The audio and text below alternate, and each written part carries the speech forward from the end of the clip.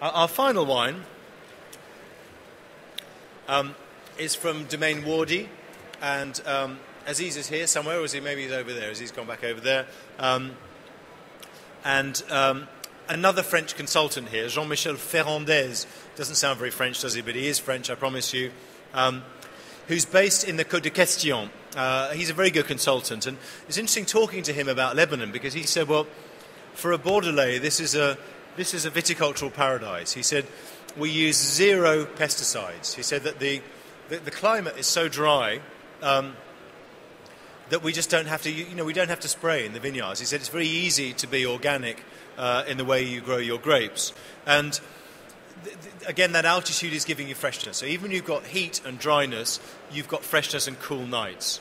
And the winemaker here, Jean-Michel, is the consultant, and Diana, who I've mentioned, Salami, when I was talking about Côte de Liban earlier, she trained in Burgundy. Another one worked at Domaine LIWF, and then at Jean-Jean in the south of France. And this winery was set up in 1996. Again, an ancient Arak producer, producing Arak since the late 19th century.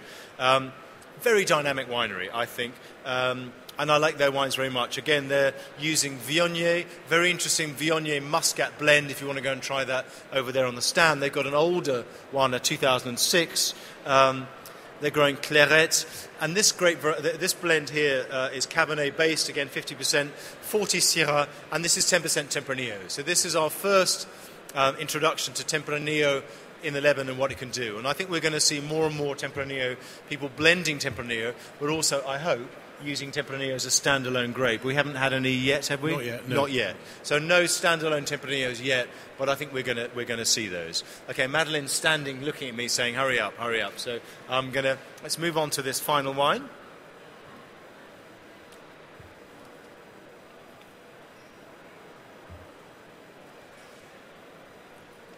So again, that Burgundian influence, maybe a little bit of a similarity between this and the Côte du Liban wines in terms of the freshness and I think the way the tannins are extracted.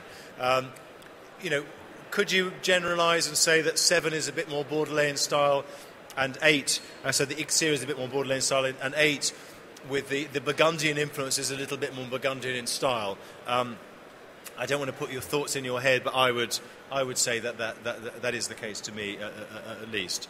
Okay, we've done a very, very quick charge through Lebanon, and I realise that we've gone over time, and I'm sorry we started slightly late, and then we've also gone over time, so if you had other appointments, my apologies.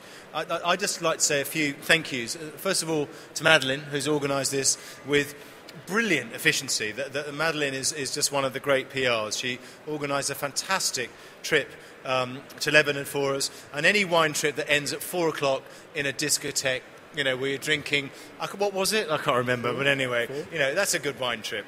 And we had a lot of fun. I'd like to thank the producers for making us as journalists feel so welcome, because it was fun.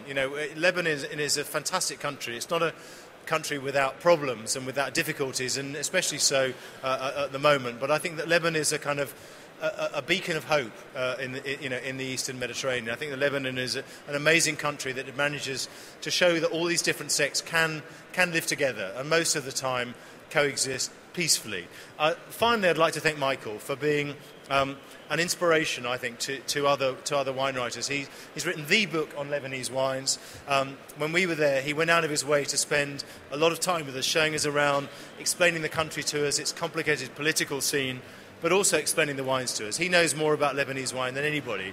He visits the wineries on a regular basis, and I think Lebanon is lucky to have somebody with so much integrity and talent and such a great palate doing a good job for Lebanon. So, Michael, thank you for coming all this way to be with us and to share your knowledge. And last of all, thanks to you guys. I hope you'll have the chance to go and taste a few more Lebanese wines over there on the stand. You could stagger there. You can crawl there to R10. And the best place, and I said this in my little introduction, to taste Lebanese wines is in Lebanon. Beirut is an amazing city, but if you get the chance to go to Byblos, and there is a little picture of mine on page 6, that's what Byblos looks like at sunset. What a place to sit and eat seafood and just drink fantastic Lebanese wines. I hope you've enjoyed the selection. Thank you for your attention and participation, and enjoy the rest of the fair. Okay, see you.